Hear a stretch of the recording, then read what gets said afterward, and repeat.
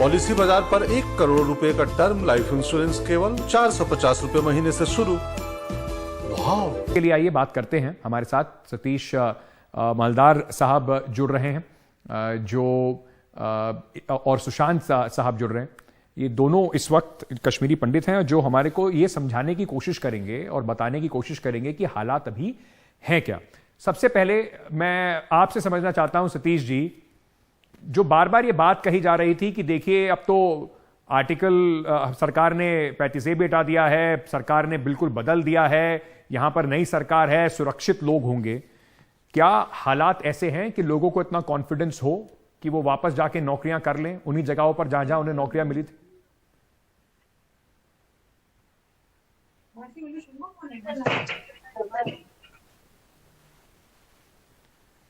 मुझे लगता है कि कुछ तकनीकी खराबी है सतीश जी के कैमरे पर। उससे पहले हम सुशांत जी के पास जाते हैं। सुशांत जी, मेरा यही सवाल आपसे भी है, क्या ऐसे हालात हैं कि लोग सुरक्षित बिना किसी घबराहट के, बिना किसी परेशानी के वैली में कहीं भी जाकर, कश्मीर में कहीं भी जाकर कश्मीरी पंडित नौकरी कर सके, पुराने अपने घरों में लौट सके?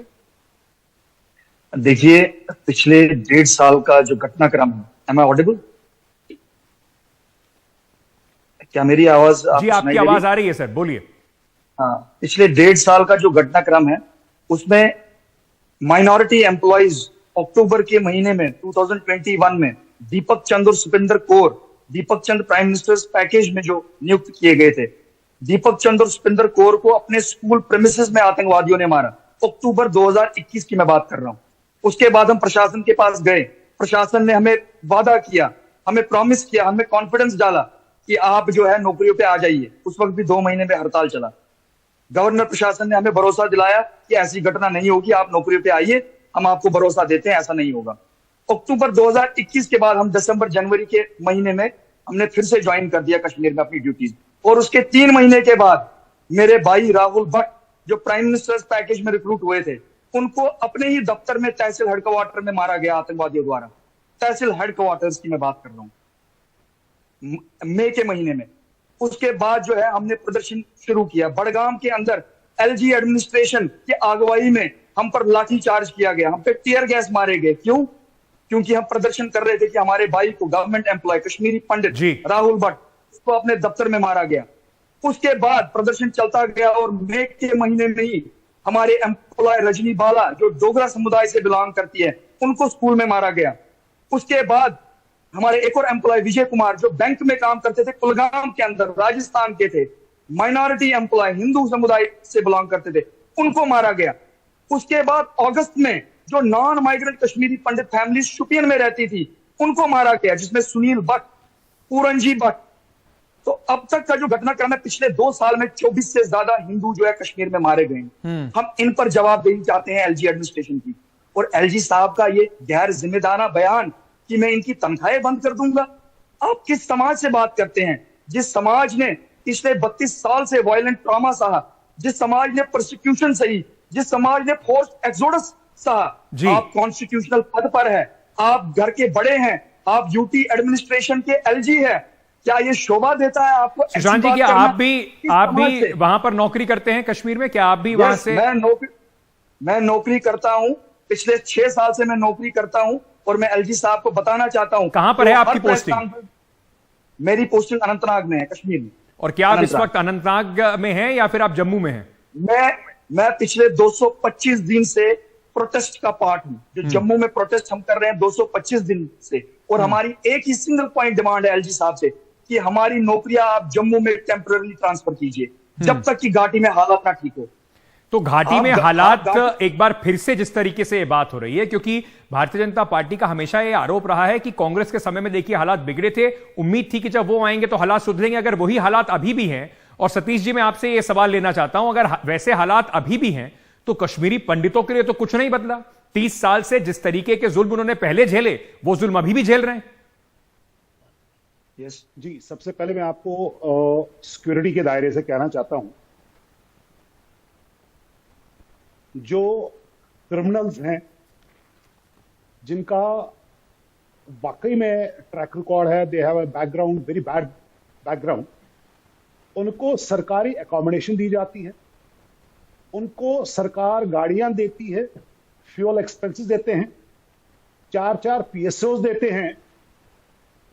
उनका contribution in towards the peace या डेवलपमेंट ऑफ द कश्मीर क्या है? कोई नहीं है।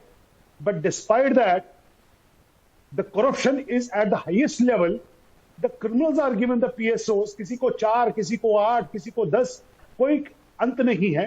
Whereas though people, not only Kashmiri migrants, there are Sikhs also or other people who complain कि they have a security problem, उनके लिए कुछ नहीं। This first part, the corruption and the security. I'm just giving a tip of the iceberg. You can understand what's the problem. Second part is, पहले 2019 से पहले हमने एक दीवार बनाई थी जो मुस्लिम पर्सनल लॉ बोर्ड, जो मुस्लिम वाकफ बोर्ड, जो मीरवाइज उमर साहब और बाकी तमाम उलेमास and religious scholars, they created a inter community उन्होंने क्रिएट की थी to address such vulnerable issues of the community. आज 32 साल से मैं एज ए माइग्रेंट कश्मीरी, मेरे साथ चाहे वो मुसलमान समुदाय के लोग भी है, सिख समुदाय के लोग भी है, क्रिश्चियन समुदाय के लोग भी है, जो अपने घर नहीं जा पाए, अपने वतन नहीं जा पा रहे। मैं आज आपके माध्यम से कह रहा हूं, हमारे माननीय गवर्नमेंट ऑफ इंडिया जिन्होंने एश्योर किया था सिटीजन्स ऑफ इंडियंस कि हम आपको रिहेबिलिटेट करेंगे, बट दे फेल्ड जी। आज तक कोई भी सरकार रही है 90 से लेके अभी तक, वादे तो बहुत हुए हैं, इलेक्शन के जुमले काफी हुए हैं, but they failed to rehabilitate the Kashmiri migrants. ये अब बच्चे गए थे कश्मीर में, ये एज ए वहां पर अपनी एक शुरुआत हुई थी, जो भी पूर्व सरकार थी मनमोहन सिंह की, उन्होंने एक शुरुआत की थी, अब ये भी वहां से उखड़ के आ रहे हैं। सुशांत जी, क्योंकि आप वहां पर नौकरी भी करते हैं, मैं आपके पास वापस आ रहा हूं सतीश जी। सुशांत जी, आप वहां पर नौकरी भी करते हैं, ठगा महसूस करते हैं क्या कश्मीरी पंडित कि उनके नाम पर, जैसे सतीश जी भी कह रहे हैं, बातें बहुत हुई, और सिर्फ अभी की सरकार की बात नहीं है, इससे पहले की सरकारों की भी बात है। सबने बातें बहुत की कश्मीरी पंडितों के बारे में, और ना तो उनकी स्थिति कोई सुधरी, और जो कम से कम थोड़े, जिन्हें अंग्रेजी में ग्रीन शूट्स कहते हैं, थोड़े लोग पैर जमाने के लिए वापस पहुंचे भी थे, चाहे वो एक कैंप के अंदर रह रहे थे, चाहे वो कुछ कॉलोनीज के अंदर रह रहे थे, वो भी अब वहां से उखड़ते नजर आ रहे हैं। देखिए, जो सक्सेसिव गवर्नमेंट्स है, मेरे पास उनके लिए एक शब्द है, जो शब्द है criminal apathy towards the Kashmiri Pandit community at large and these Kashmiri Pandit employees who were serving in valley, उनके लिए पर्टिकुलर। आप जब कॉलोनी की बात करते हैं, ये जो कश्मीरी पंडित समुदाय के लोग वहां कश्मीर में जॉब करने गए थे, इनके लिए सरकार ने कुछ प्रॉमिसेस किए थे। सरकार ने बहुत बड़ा एक टर्म इसमें रखा, रिहेबिलिटेशन।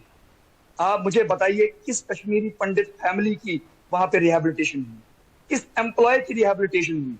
आज की मैं स्थिति बताता हूं, जो MOS होम ने भी पार्लियामेंट के पटल में रिकॉर्ड बताया कि हमने 6000 घर बनाने थे। 6000 घर तो नहीं, उनको मैं फ्लैट कहता हूं, 2 कमरों के 6000 फ्लैट ये सरकार 8 साल में नहीं बना पाई। 6000 में से 1025 बनी है, वो भी अभी डिफरेंट स्टेजेस ऑफ कंप्लीशन में है। तो रिहेबिलिटेशन जो है बहुत दूर की बात है। आप इन 4 या 5000 एम्प्लॉय के लिए 2 कमरे नहीं बना पाए, तो रिहेबिलिटेशन को इसके साथ जोड़ना, ये जगलरी ऑफ वर्ड्स है। It's a sham, it's a फसाद। सतीश जी, अंत में मैं आपसे बात समझना चाहता हूं, उम्मीद है कुछ, मतलब किसी भी सरकार से, जैसे आप लोग उम्मीद रखते होंगे, सरकार ने बड़े बड़े वादे किए, उम्मीद बची है कुछ कि क्या कश्मीर में 1990 का जो इस्लामिक टेरर वाला जो एक मौका आया था, पाकिस्तान समर्थित आतंकवाद का जो मौका आया था, उससे आपको उम्मीद है कि कहीं 1990 से पहले वाली स्थिति कभी भी कश्मीर में लौट सकती है? जिस तरीके से सरकारें काम कर रही हैं, वो सपना जो शायद आप लोग रोज देखते होंगे कि वतन वापस जाएंगे, वो कभी पूरा हो सकता है? देखिए, पहले बात मैं 2 बातों में कहूंगा। Since 1990 every innocent person always has expectations कि सरकार से हमें जस्टिस मिले। जब भी हम बात करते हैं जस्टिस की, चाहे राहुल भट्ट की बात करें, आश्वासन दिया कि that the SIT probe will be taken care of, but आज तक तो वो हुआ नहीं। 90 की दशक की बात करें, आज तक करें कोई भी सरकार ने एसआईटी प्रोब तो नहीं किया, पर मैं आपके माध्यम से कह रहा हूं कि जो हमने एज ए कम्युनिटी एक दीवार खड़ा की थी फॉर द कम्युनिटी, मैं आज फिर एक बारी आपके माध्यम से अपील कर रहा हूं मीरवाइज उमर साहब को, उनको रिलीज कीजिए। मैं मुस्लिम पर्सनल लॉ बोर्ड को अपील कर रहा हूं, मैं कश्मीर के जितने भी स्कॉलर्स हैं मैं उनको अपील कर रहा हूं, जितनी भी सरकारें आई हैं, they have failed to rehabilitate migrants of Kashmir, the indigenous people. आप हमें बचाइए, गवर्नमेंट सेड फेल, आप हमारे इंसाफ कीजिए, गवर्नमेंट सेड फेल। मैं आपके माध्यम से आज अपील करता हूं पूरे कश्मीर के मीरवाइज साहब को रिलीज कीजिए and bring us the justice. हमारे को कोई रिहेबिलिटेट नहीं कर रहा, हमारे ऊपर सियासत होती है, हमारे लोगों को मारा जाता है, बेगुनाह लोगों को मारा जाता है। प्लीज आप उनको रिलीज कीजिए and make sure that Muslim personal. Satish ji, पर आपको नहीं लगता कि इसमें सरकारों की जो खामी है वो वहां पर कश्मीर के अंदर जो मेजॉरिटी है उसकी भी शायद कहीं ना कहीं इसमें खामी है कि वो इस तरह का माहौल शायद बनाने में सफल नहीं हो पाए कि आप लोग वापस जा सके? देखिए, वहां पर इनोसेंट, मैं आपको बताऊं, जो इंडियन आदमी है जो प्रो कश्मीर की बात कर रहा है, वहां पर जब वो एक ऑफिसर के पास जाता है कि सर मैं देश के लिए, वतन के लिए, कश्मीर के लिए, लोगों के लिए, आवाम के लिए बात करता हूं, तो उसको भगा के बोलते हैं जाके आप घास काटो, वहां पर पार्क में बैठो। उसकी कोई सुनवाई नहीं होती है कश्मीर में। Corruption is at the peak. मैंने आपको जैसे कहा कि सिक्योरिटी लेवल, जो क्रिमिनल्स हैं, गवर्नमेंट एकोमोडेशन होटल्स, वहां पर more than 500 rooms are taken up. ठीक है, लाल चौक में there are more than 3000 government quarters. Criminals has been given the place. They have been given security guards. They have been given vehicles. ये जो गुस्सा है जो सतीश जी का आप देख रहे हैं, जो सुशांत जी का आप देख रहे हैं, ये सिर्फ इन्हीं का गुस्सा नहीं है, ये कश्मीरी पंडितों का जो इतने साल से ठगा महसूस कर रहे हैं। सरकारें आती हैं, वादे करती हैं, जमीन पर स्थिति बदलती नहीं है, ये उस बात का गुस्सा है। बहुत बहुत शुक्रिया आप दोनों का हमारे साथ जुड़ने के लिए, हमें बताने के लिए कि स्थिति अभी वहां पर किस तरीके की है।